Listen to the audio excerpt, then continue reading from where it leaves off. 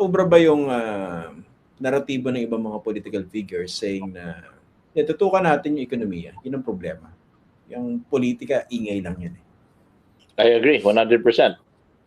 The only way to beat popularity is through performance. Kung ibig sabihin mo ng politika yung impeachment, tingin ko itutuloy yun. Yung impeachment magsasucceed. 1/3 lang yan eh. Yung trial, yung medical, no? Yun yung nakasalalay kung tatagal o hindi itong krisis sa Middle East.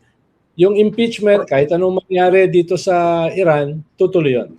At most probably, magagawa yun. Makukuha yung boto.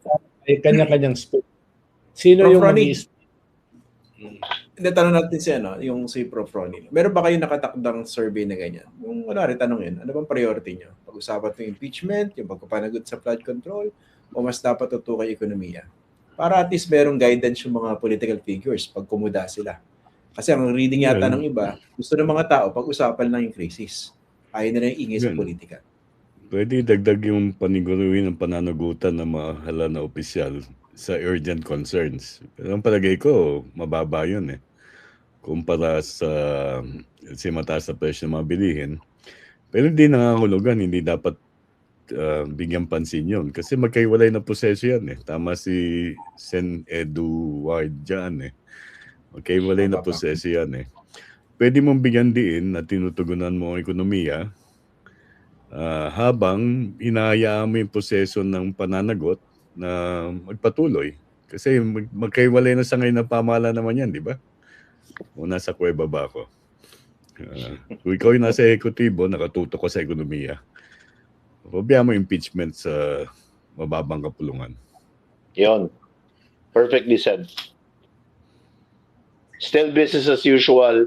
The impeachment is part of the process and actually part of the order of business. Yep. Yeah. Hindi siya pumumulitika. It is one of the functions of Congress. Power of the purse, power of oversight, power of the tatlo. Power to impeach. Sa monitoring niyo ba sa social media, Alan, mukha bang ingay lang sa Duterte world yan or Duterteverse? Yung sinasabi yung wag nang pag-usapan yung impeachment, tutukan nyo yung ekonomiya. Doon lang ba yan sa Duterteverse? Actually, it's funny that you should ask that because meron kaming eksaktong figures na hindi ko lang ma-share, but qualitatively, majority is driven by inauthentic behavior. Majority is driven by inauthentic behavior. Meaning to say, pinapaypayan yung issue na yan. Na wag na mag-ano. so meron nun, and believe it or not, even among Duterte supporters, organically, even among Duterte supporters, merong faction, bagaman maliit, pero may faction ng mga Duterte supporters na gusto matuloy ang impeachment. Gustong-gusto nilang matuloy because ito na ang pagkakataon para maipagtanggol ni VP ang kanyang dangal at ang kanyang sarili at pahiyain ang mga mapang-aping congressman. Ito na ang pagkakataon para maipaglaban niya na siya ay tunay na inosente. There's actually a faction of the Duterte camp that is aggressive about that. Organically. Paano mo nalaman yung faction? Paano nalaman? Well, hindi. Maybe faction is a disingenuous term not to use. There's a number of them. Paano namin nalaman, Sen? Basket of sites. We review sentiment scan over a basket of sites. At dinidetermine namin kung tunay na tao ba yan, kung hindi yan troll, kung hindi yung gawa lang isang linggo pa lang yung Facebook profile, and natatrack namin, at least based on that, I wouldn't call it scientific, but based on that quantitative measurement, merong iilang mga Duterte supporters na ganun ang sentimento. So in short, hindi mo nakausap yung faction? Hindi. Para kang nagtitisis dapat ko bang kausapin itong faction na to? Then, dapat ba silang, ayan, no? Alan, parang, Do I know? parang, Ian, hindi nakita yung barb dun sa tanong eh. Hindi nga.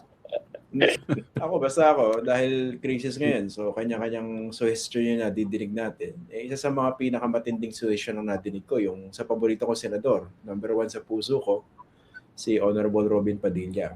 Yung pag-revive ng Sabi. claim natin sa SAP. Ang sabi. Kasi dormant Dalawa daw ang sagot. Yung una, sinabi niya last week, ang sagot sa krisis ay federalismo. Federalismo. Tapos yung kahapon, ang sagot naman niya, kailangan kunin na natin ang Sabah. Dahil may langis doon eh. Ako naman, Ayos. personally, naniniwala ako na kahit dormant yung claim natin, malakas yung claim pa rin natin dito sa Sabah. No? Hindi naman natin kine-claim yung buong Sabah. Pero para ihirit mo yan ngayon, medyo... may tawag sila, mema ba yan? Mema. Alam mo, Parang if you're hindi- operating on a higher plane of intelligence and consciousness, it is not for the normal peons to understand. Yun lang yun. Meron din tayong leader na nagsabi na bahagi ng solusyon sa krisis ay mag-joint exploration with China. Meron din. So kansya, hindi monopoly ni Robin Hood Padilla yung magagandang suggestion. Correct. Tama yan. Ako, pinaka-okay sa akin yung wag magbisikleta. Pero alam kayo, nagsampa na sila Torion sa Supreme Court na ang sabi ng Kampo ng Vice President Sara, wala kami kinalaman dyan ha? Wala kami Siyempre, kinalaman. naniniwala ako doon. Wala siyang kinalaman. Wala kami kinalaman dyan para patayin uli ang impeachment. Diba? Paniwala tayo doon. At dinilig niya, dapat basahin nila yung yung desisyon ni Malbec Leonen tungkol sa kautusan sa mababang kapulungan para masunod yung due process. Ikaw naman, Prof. Ronnie, ba't man mahihinga ng consistency in argument yung kampo na yan? Di ba dapat magulo? Humingi ng due process last time dahil wala raw. Ngayon binibigyan yung due process, tatakbo na naman sa Korte Suprema. Hindi classic Sara Duterte camp movie yan. dahil may nagpauso nung semi-trial. Hindi ko alam kung sino. Semi-trial. Oo nga, semi-trial lang yan. Sino ba no? Hindi ba yun? Parang, ito ba yung mini trial yung sinasabi nyo? Mini-trial. Pwede man. Tsaka Hindi media parang trial. yan? Shortcut din sa headline writing sa mga media reports. Kasi baka may nagbanggit na congressman, mukhang sexy yung term, ginamit. Pero hindi naman siya legal term, di ba? Hindi siya part Hearing of- lang siya. Hearing. It's a committee Hearing. Hearing lang. Sa hearing. Yeah. Dahil hilingi ng Supreme Court doon sa kanilang desisyon para patayin yung impeachment last year. Tapos ngayon, sabi mo At nga, saka yung Supreme Court decision, pag binasa mo, basically, yung ginagawa ng committee ngayon is essentially what the Supreme Court cited in that decision. Yung it can actually subpoena certain documents, etc., etc. So, have the Correct. witnesses presented by the complainants and have the respondent also present her evidences. So, it's a Na- hearing. Pero pag na actually tinutulan ng Congress doon sa kanilang motion for reconsideration. Yun exactly yung sinabi nila eh. Hindi naman, trabaho na namin mag-impeach eh. Hindi para mag-hear ng ebidensya or sagot ng akusado, di ba? Pero, in spite of that, sumunod sila. Dahil the Supreme Court, even if when it makes a mistake, the mistake becomes law.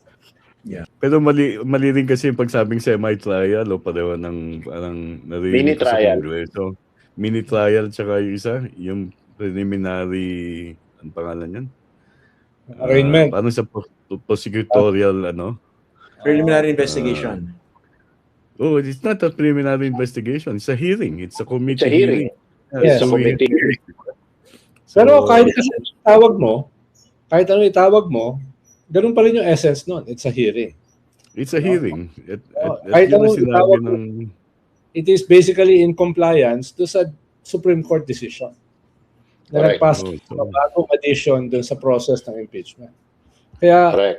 hirap meeting excuse na, uy, sinabi nyo kasi mini-trial, sinabi nyo kasi arraignment, sinabi nyo kasi ay semi-trial. So, ibig sabihin, unconstitutional na yan. Parang, Regardless of what you call it. Parang, Hindi, pero kung papansinin niyo yung yung galaw sa Justice Committee, halatang ingat na ingat yung mga yung mga miyembro Ayaw nilang mabutasan, di ba? Maliban kay Suntay. Hindi naman kasama sa equation yun Tagapagtanggol ni Sara yan Pero ang pinakamagaling doon, alam niyo kung sino? Hindi miyembro ng Sino? komite, pero magaling. May Sino? premonition ang ako. galing. Si Congressman Premonition. Nahuli ni Prof. Ronnie. May premonition siya. Yun ang magaling yung mga argumento. May premonition ako Parang kailangan ko sabi ko si Kiko. May uupak daw.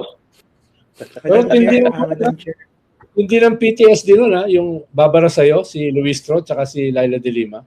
Imagine mo yung epekto sa'yo nun. No? Kung tayo lang, barahin tayo ni Luis Tro tsaka ni Laila de Lima. Kung saan tayo pupulutin. Alikabok tayo. Magiging mapupulbos tayo nun.